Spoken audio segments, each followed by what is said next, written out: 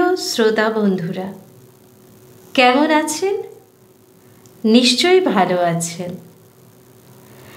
আমি এতদিন আপনাদেরকে শুনিয়েছি হাউসওয়াইফের গল্প, একটি মেয়ে শ্বশুরবাড়ি শাশুড়ি মার কাছে কি এক্সপেক্ট করে সেসব গল্প।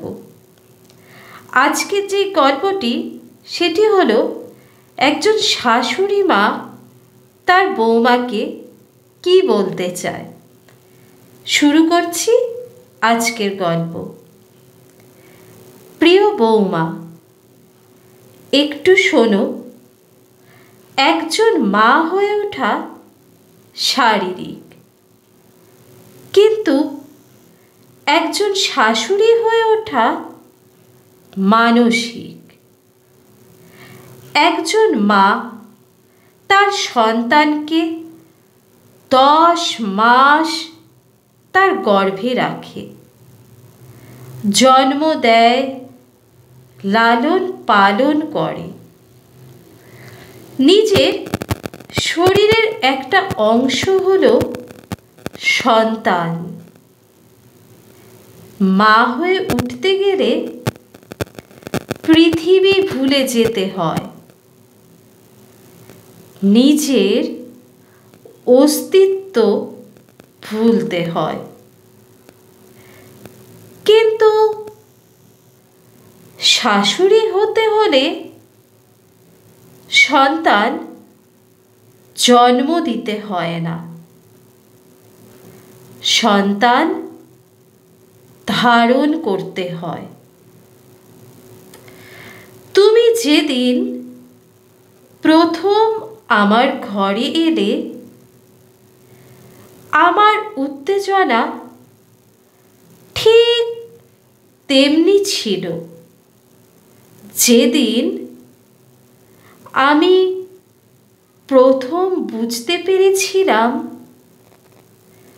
আমি মা হতে চলেছি। আমি অতি আগ্রহে তোমার মুখখানি দেখার জন্য বিভোর ছিলাম, ঠিক যেমন মা থাকে সন্তানের মুখখানি প্রথমবার দেখার জন্য। তুমি আমার পা স্পর্শ করলে, আমি চমকে উঠলাম। আরে কেন? আমার সন্তান তো প্রথম আমাকে দেখে হেসেছিল। তুমি কেন মিছে মিছে আমার পা ধরে প্রণাম করতে যাবে? জানো তো, সম্মান মনে থাকে, স্পর্শে নয়। তুমিও সেদিন ঠিক নবজাতক শিশুর মতোই ভয় পাচ্ছিলে। সেদিন থেকে আমাদের পথ চলা শুরু। আমার সন্তানকে লালন করতে আমার লেগেছে 28 বছর।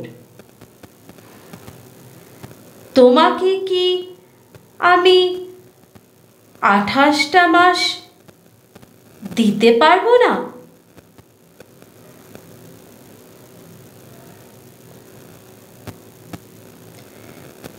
পারবো, 1000 বার পারবো।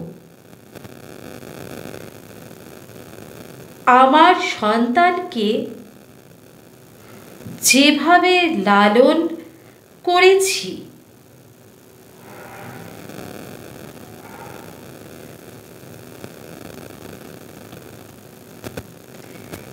সেই কাজ তো আমার সবটুকুই করে দিয়েছে তোমার মা,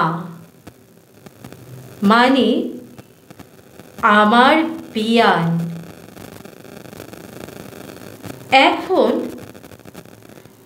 তোমাকে ধারণের কাজটুকু আমার।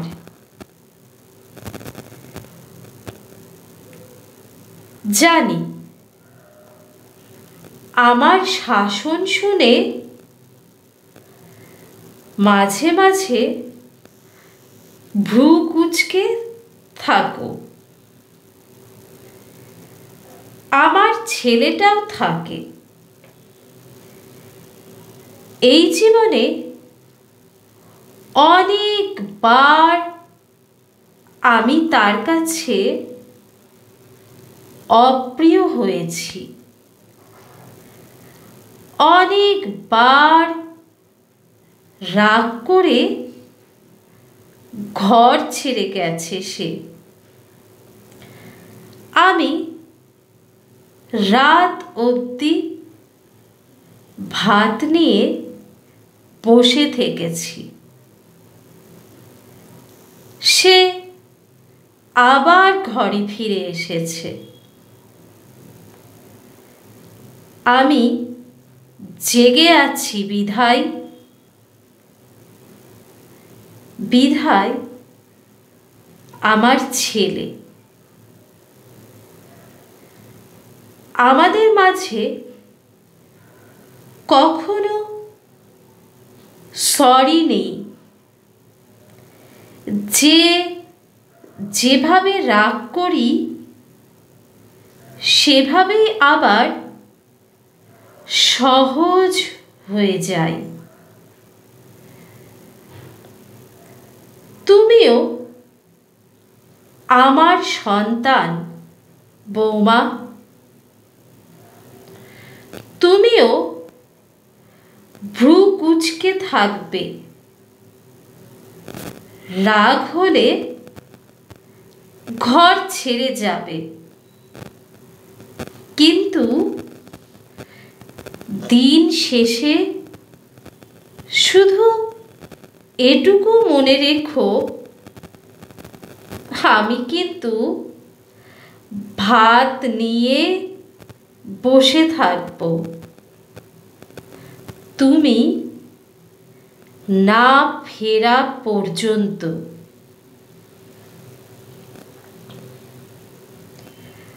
আমার ছেলে যখন আমার কিছু মানতে চায় না, তখন আমি বলি, তুই বাপ হলে তখন বুঝবি কেন এমন করি।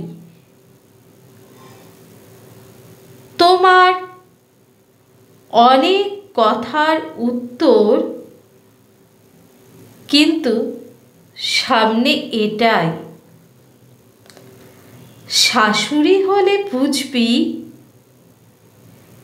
কেন এমন করি। মা সন্তানকে সব সময় আগলে রাখতে চায়, এটা মায়েদের কৃপণ মন। আমি তোমাকেও একইভাবে আগলে রাখতে চাই বৌমা। কেউ যেন আমার বউকে কিছু না বলতে পারে। দুনিয়া খারাপ, তাই চিন্তা হয়, তাই তাড়াতাড়ি ঘরে ফিরতে বলি। সন্দেহ করি না চিন্তা থাকে। তোর একটা আঁচড়ও আজ আমি সইতে পারি না। আমার ছেলেটাও যে কষ্ট পাবে।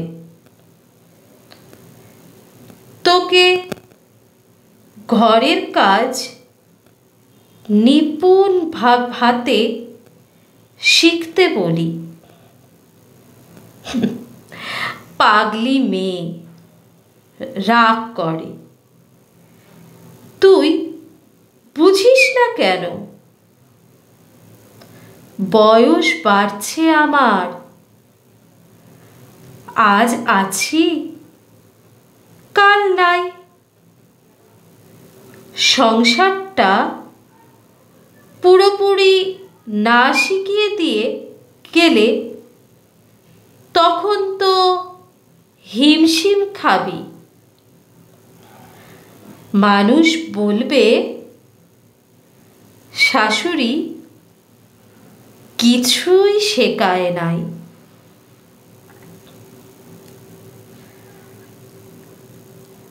রান্নাটা আস্তে আস্তে শিখতে হবে। তাছাড়া আমার নাতি নাতনিরা কি খাবে? সারা জীবন কি আমি বেঁচে থাকবো পাগলি? যদি নিশ্চয়তা পেতাম তোদেরকে সারা জীবন দেখতে পারবো, তাহলে বিশ্বাস কর তোকে কিচ্ছুটি করতে বলতাম না। আমি তো আছি। তুই তোর মতো ঘুরবি, ফিরবি, কাজ করবি।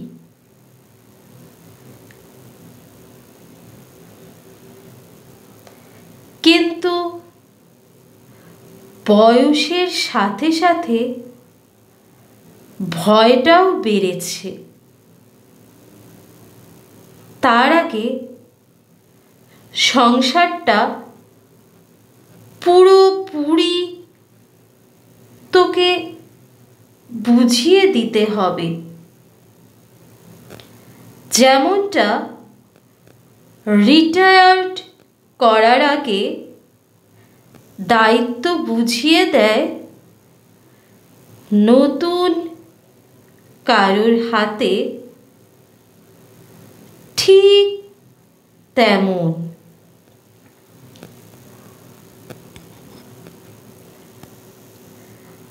সংসারটা একটা মাল্টিন্যাশনাল কোম্পানির চাইতে কম না। এখানেও senior, junior, boss, ownership, budget, journal, audit, ego problem, promotion and balance sheet সব থাকে। আমিও এই সংসারের জুনিয়র মেম্বার ছিলাম।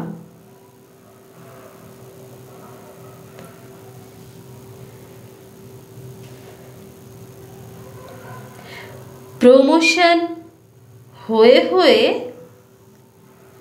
আজ আমি হেড। তোকেও এই জুনিয়র এক্সিকিউটিভ থেকে হেড এ আসতে হবে। অফিসিয়াল একটা সিক্রেট শেয়ার করি। এই হেড পোস্টটা কিন্তু কখনো কোনো ছেলে পায় না। এটা মেয়েদের জন্যই থাকে, কারণ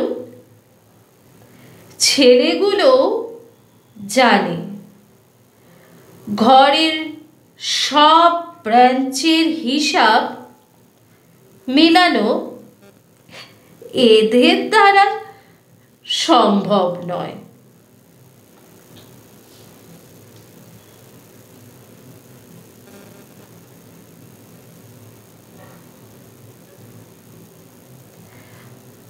সবটুকুই তো বললাম, এখন শুধু মন দিয়ে পরিশ্রম দিয়ে কাজ করা। অফিসে প্রমোশন পেতে হলে কত কষ্ট করিস, সংসারের প্রমোশনের জন্য এটুকু তো করতে হবেই বল। সবচেয়ে মজার জিনিস কি জানিস? অফিস থেকে চাইলে রিটায়ার্ড করা যায়। এখানে রিটায়ার্ডের কোনো সুযোগ নেই। যত দিন বেঁচে আছিস, এই কয়েকটি মানুষ তোর সাথে থাকবে। কেউ মুখ ভেঙচে থাকবে,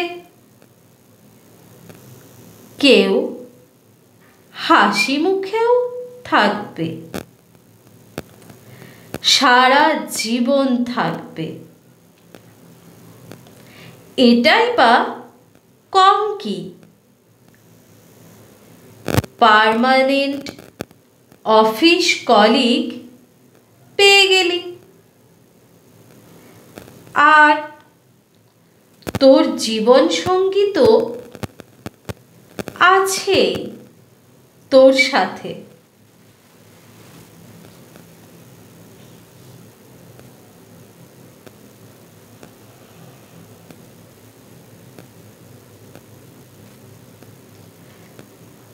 কখনো যদি দুমড়ে যাস, একবার আমার দিকে ফিরে তাকাস মা। আমি অনুপ্রেরণা না হয়, কিন্তু শিকড় তো বটে। কাজেই আমি কিন্তু পাশে আছি তোর, পরোক্ষ এবং প্রত্যক্ষভাবে। কখনো নিজেকে একা ভেবো না। যদি চলার পথে সঠিক ভালোবাসাটুকু প্রকাশ না করতে পারি, যদি কখনো আমি নিজে একটু বিমুখ হয়ে যাই তোর প্রতি, তবে শুধু এটুকুই চাইলাম, আমার কাছে আসবি, আমার সাথে এসে যত খুশি চিল্লাবি, কাঁদবি, ঝগড়া করবি, নিজের অধিকারের সবটুকু আদর কেড়ে নিবি আমার কাছ থেকে। কিন্তু কখনো আমার শাশুড়ি আমাকে দেখতে পারে না, ভালোবাসে না, এসব বলে অভিমান করে থাকবি না। কথা দে, কোনো দিন এই আত্মার সম্পর্ককে অস্বীকার করবি না। মনে রাখিস, আমি তোকে জন্ম দিইনি, লালনও করিনি, কিন্তু এই আত্মায় তোকে ধারণ করেছি।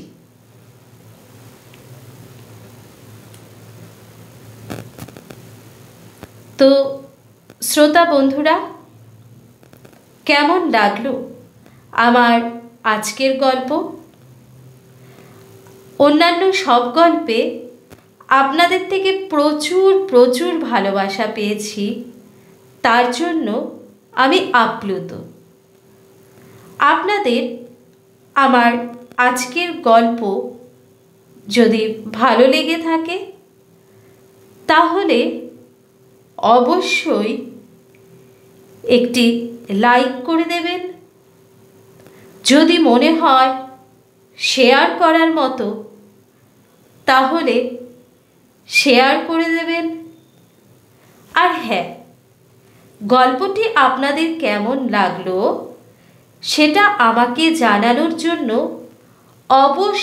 অবশ্যই কমেন্ট করবেন। তাহলে আমি বুঝতে পারবো আমার গল্পগুলি আপনাদের কেমন লাগছে। আর যারা এখনও সাবস্ক্রাইব করেননি তারা নতুন নতুন গল্পের নোটিফিকেশান পেতে অবশ্যই বেল আইকনটি প্রেস করে সাবস্ক্রাইব করে নেবেন।